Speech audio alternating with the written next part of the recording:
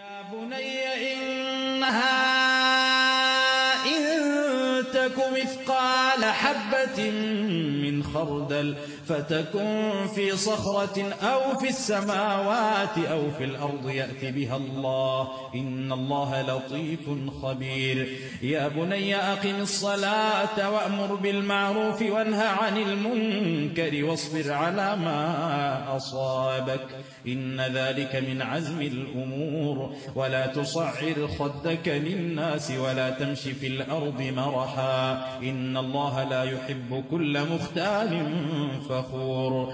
واقصد في مشيك واغضض من صوتك إن أنكر الأصوات لصوت الحمير. ألم تروا أن الله سخر لكم ما في السماوات وما في الأرض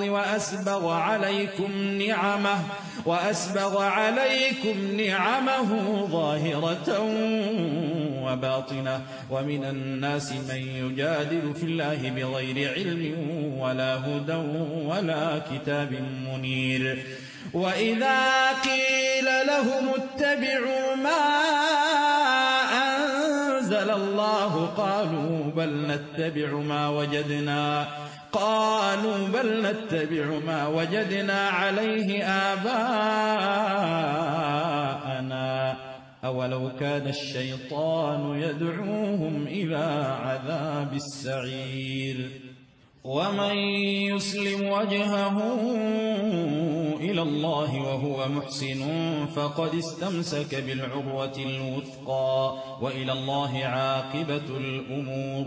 ومن كفر فلا يحزنك كفره إلينا مرجعهم فننبئهم بما عملوا إن الله عليم بذات الصدور.